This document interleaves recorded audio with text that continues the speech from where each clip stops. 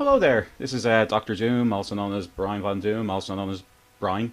And about a couple of weeks back, my channel hit 500,000 views, half a million, and I said that I'd make a video responding to any questions that anyone had about, well, anything really. So I asked Doom something because I said I wouldn't answer anything that was mean or anything. So here I am anyway, and I have about 10 questions to answer. They're not all going to be able to be done in one video because some of them are very big questions. So I'm going to make a main video with the smaller ones, and then I'll go on to address the larger ones in their own videos. So there'll probably be 2 or 3 videos that ends up coming out of this. Before I go on, I'd just like to say thank you once again to all the players who made videos with me, all the guys who helped me record, pretty much everyone who's done anything in the fighting game community in Ireland. I get a lot of thanks off people on the net and stuff, but what I do is actually 100% pointless unless there's tournament organisers and players and people who, you know, even just come along for the crack if they're not playing. You know, it all adds to the atmosphere and it all makes it fun. So absolutely everyone is important in a small scene, especially in a small scene like ours where, you know, you might only have 20 or 30 people at even a big event. So without further ado, I guess I'll get to some of the questions. First one's from One Man 3 Letters. He says, you've had to sit through countless hours of recording. Who's your favourite commentator within the Irish community? And of course, who's your least favourite to have down the headphones at you? That's actually a really difficult question. I would guess that my favourite commentator, I have 2 or 3 favourite commentators for different reasons. Doyler is the funniest commentator we have. He makes me laugh all the time. So I love having Doyler on commentary, as well as knowing quite a bit about the games that he plays as well. I like Onion because Onion is very good at analysing what's going on in the fights. He really watches what's going on. He really tries to give the knowledge that he has and share it with people, and he really tries to learn as well. And if he sees something that he doesn't understand, he'll go, "Oh, I wonder what that is." So I think that's a really good way of doing commentary. Sometimes commentary is not about how much you know, but it's about how much you observe, how much you want to know, how much you notice is going on, peculiarities, things like that. So it's not just about going, look how much I know about this game, although that can be good too. When it comes to people I don't like, that's actually really, really difficult to answer straight. Like, there's people who in the past would have really gotten on my nerves, who don't so much anymore because of experience or increasing knowledge. I don't think I'm going to name names, but to hand out advice, the things that people sometimes do that really get on my nerves, I think the absolute worst thing that people do is just ape American commentary, because we're not American. We talk differently to Americans, and it should be one of our unique selling points that we're Irish, we're supposed to be witty and funny and clever, and we should let that flow a bit when we're on commentary. You know, like some of my favourite off-the-cuff moments are, for example, Steve-O asking, is what's Viper or Single Mother doing out fighting on the streets? You know, things like that, little things, or Doyler's or Statue of Liberty uppercuts, or you know, stuff like that. You know, so let the wit flow a bit. Don't just ape what you hear other people doing. Fighting game videos all over the world already have 10,000 yipes, and none of them are as good as yipes. So don't be yipes. You know. So that's one thing that really gets on my nerves. I wish people wouldn't do that. Yeah, that's probably my main gripe. Another one is, if you don't know much about the game that you're commentating, it's okay to just say, I don't know much about this game. And as I said, in the case of someone like Dark Onion, who's experienced on commentary, he would then position himself as a kind of a noob. He'd ask questions and look for advice from people, and you know, he wouldn't let it hold him back. So that's the difference I feel between a good commentator and a bad commentator. And I'm sure there's people out there who know they do those things. So I hope that's of help to them. Next is Bento Sento. He says, "What's your favorite animal?" Zeus. That's my favourite animal right there. Who's a boy? You good boy? Yeah, you're a good boy. Oh, look at his little tail wagging. That's my Zeus. He's the best dog.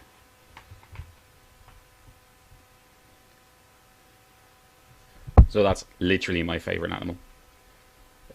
Speedboat says, what's your favourite video from the DooM Cam days? And if you don't know, I used to have this little video camera and I recorded hundreds of videos on it. Actually,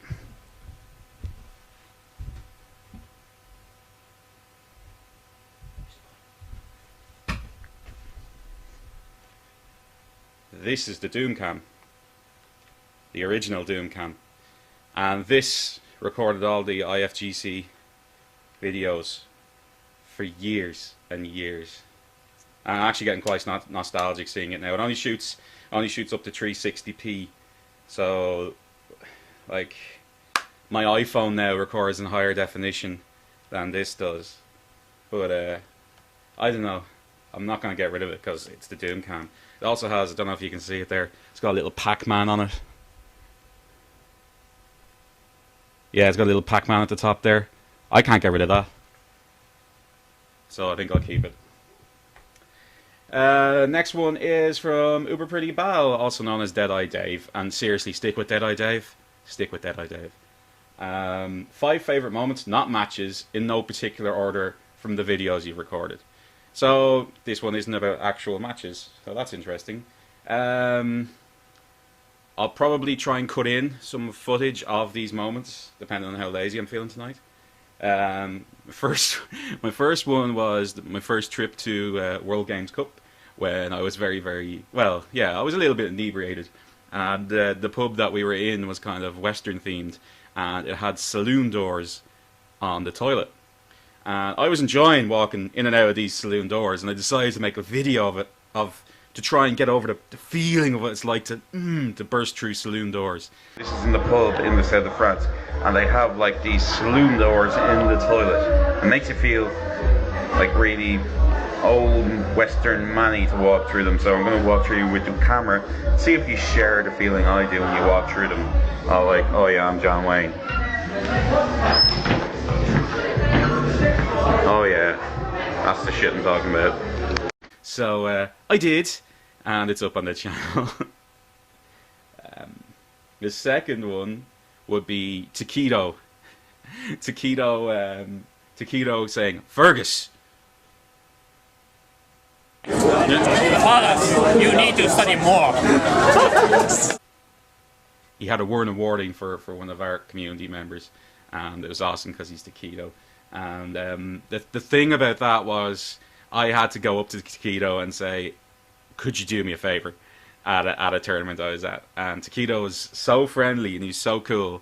And the way I put it was, there's a young fella, he's part of our fighting game community, he really likes Japanese players, really likes you, he has exams this year, and it would be really, really cool if you could give him a message to spur him on to complete his exams. And Taquito is famously very study oriented, and he was like, yes, I'll do that. And it was great because he was like, what's his name? And I was like, it's Fergus. And he was like, what? English people have problems pronouncing Irish names, and Americans too, so let alone this poor guy who learned it as a second language. So I had to like, Fergus. And he eventually like, alright, got it. Where are you from? Ireland. And he's like, yeah, weird country. So anyway, he goes, Fergus! And it's one of the most well-loved moments in Irish fighting games now. I actually have this thing where I try to get a famous player to do something for the Irish community every time I go to the World Game Cup. And I've managed it 3 years in a row. The first year I got Daigo. And the third year, I think, is my next one. Yeah, my third one. I ended up having a few vodkas in a room with Dominion, and as a Guile player, you know, it's pretty cool to spend an hour or two in a room shooting the shit with Dominion. We talked a bit about Guile. He was there. I live with someone who's doing a PhD on competitive gaming and the language used and all that kind of stuff. It's an anthropology PhD. So he was actually there to do an interview with her, and I was kind of there just, you know, keeping an eye in the corner. But yeah, it was really cool to spend a few hours. But while he was there, he recorded a message for Lad Napoca, and I'll probably play it now. I'm here with a special guest star on the Brian Von Doom channel. We have Dominion from Empire Arcadia, and he has a message for someone. He's very upset. He is very upset. Very upset. Why are you upset, Kevin?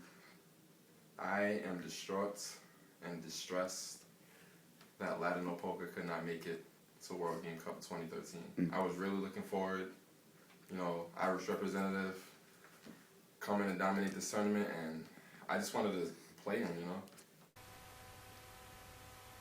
The funny thing about this is, the year before, Ladna Poca was with me in the World Game Cup. Mago and Reinhardt came to our room to play Ladno at a few games. Ladno had just walked out the door, and for some reason, he left his phone. So, Mago and Reinhardt shoot the shit for about 15-20 minutes. They go their own way. Ladno comes back, and we're like, Ladno, why didn't you bring your phone? You just missed Mago and Reinhardt. He was not happy. So it was a running joke then the next year. Dominion was there like, Ladno, I'm here to play you. Where are you? So what's next? Oh, yes, yeah. A very, very simple one. There was one day I had my phone out and I happened to have the video application turned on. And someone started talking about the riots that were on in Cairo at the time. And it was being reported by someone called Azza. So we have a very prominent community member called Azza, and I just took the video. So Azza, as it turned out, missed the tournament that was on that day. So I made a video clearly stating that the reason Azza wasn't there was that he was in Cairo at the riots. A couple of good players who can't be here. Bush isn't here and Azza isn't here. Azza is busy in Egypt. Or whatever, this is dangerous because we don't know if we're alone, if we're going to make it or not. Wait, so when you get to this... I think that makes sense. And the last one is, the video of it is terrible, but the memory of it is awesome. We used to go out to the pub a lot after tournaments. There used to be an old gang of us that went out a lot when the Irish fighting game community was quite young, when we were about, a year after SF4 came out, say. And we went to this pub that we would regularly go to. Hang on, I'm just going to take a drink. I got some excellent value Pepsi Max down in the Spar in Selbridge.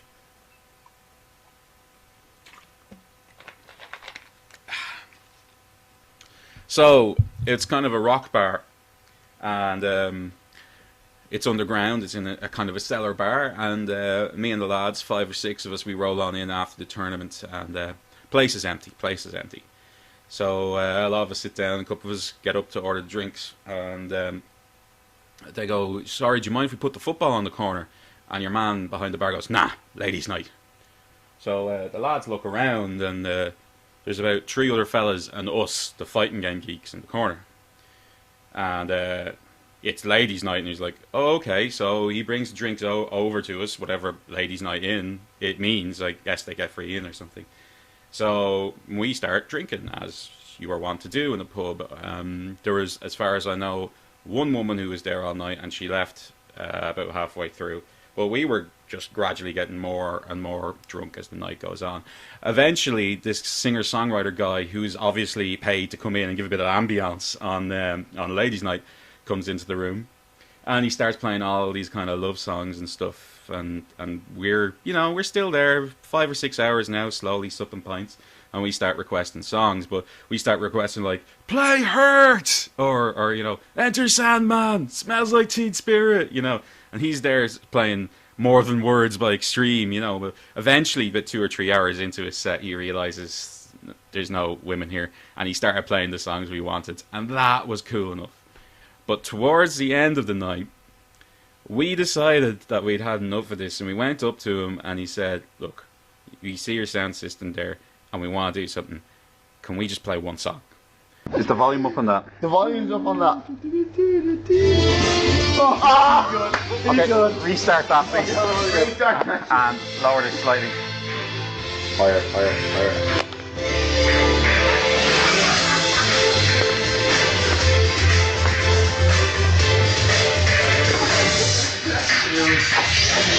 Killing, man, killing.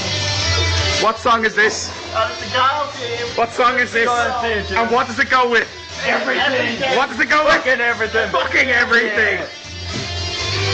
So we eventually cajoled him into letting us do it, and we played the Guile theme at full volume in a pub, and night was complete. That was just a great night, and that's probably bizarrely enough, my favourite Irish fighting game memory. As awesome as all the others are. Alright, next one is from Doyler. DooM is notoriously frustrating to play against in the scene for a lot of players, but who has frustrated DooM the most? Now, I think that no one will be expecting the answer to this, because the answer to this is a guy called Fake Rugal. And the reason for this is there's a lot of very, very good players in Street Fighter in Ireland. And I play them all regularly. I run into them all regularly at tournaments. I usually get knocked out on the outside verges of top 8 if it's a big tournament like. However, I feel from all of the top players I've played, like I feel completely confident in taking on an Akuma now because of Hound. I feel I've learned a huge amount about that matchup from what I've learned from playing Hound. I went to play Takedo in the World Game Cup and I had no fear. Now I lost. I lost convincingly. But I knew what I was doing because of Hound. And the same goes for Honda with Steve-O and Cody with Ladno. And you know, these guys all beat me, but I've taken wins off them. And that wouldn't have been the case at the start, you know, when these guys were getting good, they were just completely beyond me. So I feel for most people, I've learned how to take the matchup. And in fact, a lot of hard matchups I've learned from these good players. However, there's this thing with Irish Balrogs that I can't seem to get an online game against a good one. And I very rarely meet them in tournaments. So I find my boxer game is very, very, very poor. And it's gotten a bit better. I've done a couple of things to try and address it. I've gone to training room and everything. But the live matchup experience, I feel I just don't have it. I'm a bit older than your average fighting game player. My reactions are slowing down. So like blocking overheads can be difficult for me sometimes. And so characters that can combo off an overhead, I find very frustrating to fight. Now I'm training myself to be better at it, but you know, I just find ROG a very difficult fight because it feels like I win for 40 seconds of the round, and they get one in and just destroy me from that point on. And I'd like to learn the matchup, but I've got no one to learn off. Like even the local players online, all my connections at all the Irish ROGs is terrible. So I don't feel I've learned anything when I'm playing them. Not the same way that I do with the other players. Like, and I have connections. I have a connection to Cobblecog up in North, and that's fine usually. So Fake Rugal will be the best Irish Balrog, and he's the one who frustrates me the most. Therefore, because I feel that I'm not playing the match right, that I'm getting annihilated, and I should be playing much better, but I can't. So he is by far and away the person who's frustrated me the most in the Irish community. Okay, next one.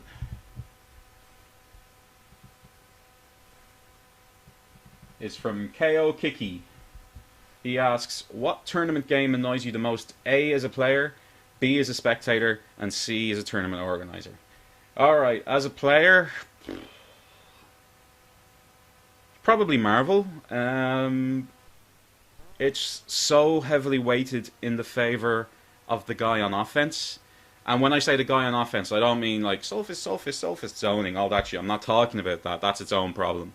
I mean, someone gets in on a guy and you block well. You block well for 10 seconds. That's not enough. You push block, they teleport in. That's not enough. You block well for 20 seconds. That's not enough. He's never getting pushed off. You're never getting a break in the pressure.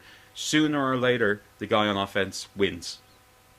And to me, that's not the way a fighting game should be. To me, there should be gaps. There should be holes.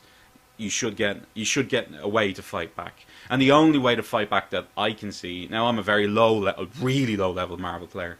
The only way to fight back is to do X Factor card cancel for most characters. Like, I mean, some others have other ways around it, but to me that's not fun. It's I know the idea of fundamentals in Marvel is different to Street Fighter in the sense that the way that you fight this offense is to not allow it to happen, rather than to battle your way out of it. But to me, that's not, you know, you should be allowed to make a mistake. You should be allowed to make two, probably.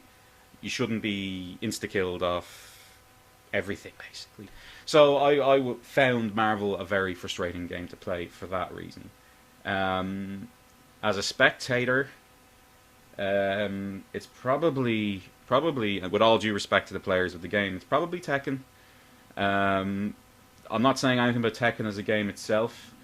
Watching it, it looks painfully slow and awkward to me. Just watching it, I mean, just purely to watch. I mean, obviously to play, it's an extremely technical game, but I don't have the knowledge to understand what's going on.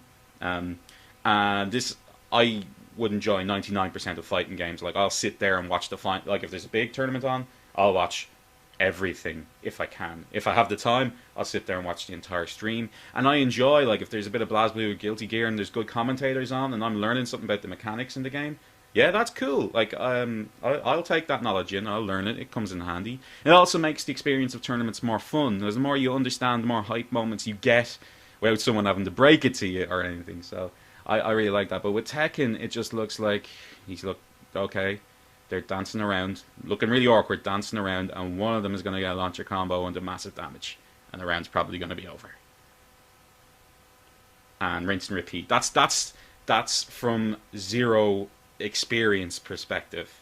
Like I'm a fighting game player, but I don't have enough grasp of the game. And actually, that is probably a problem with Tekken then, because I mean, anyone can look at Street Fighter and understand what's going on in Street Fighter at a basic level. And similar with Marvel, but in Tekken, no, I just don't get it. So it's not Tekken's problem, probably it's mine. And see, I'm not a tournament organizer. I don't organize tournaments. I don't run tournaments. I'm always in the team organizing the tournament. But you should never, ever, ever let me run a tournament. Last time I ran a tournament, it had 3 losers finals. Just saying. PPC asks, why isn't Guile as good as Remy? Because fuck you, PPC. Oram asks, I'm imagining that the switch from the DooM can to the PVR has been the biggest one-step move. Everything else seems to be more of an incremental step. Do you see a stage where there is another large step up? Also, I might be talking out my arse, and tell me if I am, is effectively what he says. Well, Oram, the biggest step, in case you don't know what he's talking about switching from this to my Hopage HD PVR1, which was the first recording device I had that recorded in 720p, a direct feed recording device. So what he's asking is, other than going from handycam footage to directly recorded from a computer, is there any other big step that I can make to make the videos better? Or have made? And he also asks, is this correct? Is he correct? And the answer to that I'll field first, which is you're both correct and wrong. It's the biggest until 4K comes in games and consoles and TVs and YouTube and Twitch.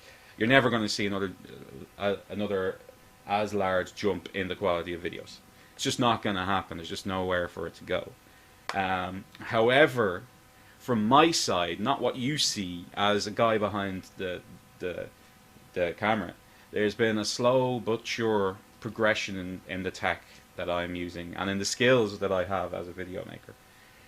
So, like, buying the Hopage was the first step.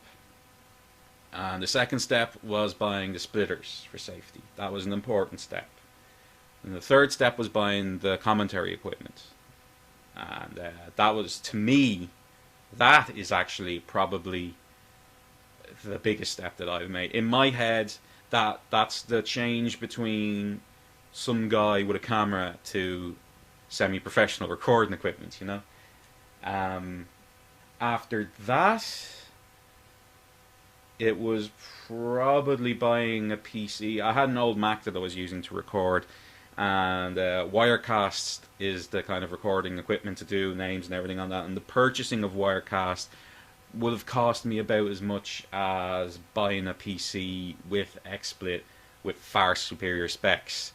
So that's what I did. I just bought a PC. I got it without any RAM and without an SSD, and I got like got a graphics card, and there's an i7 in it. I tried to get the best computer, and then I put all the RAM in the SSD in myself.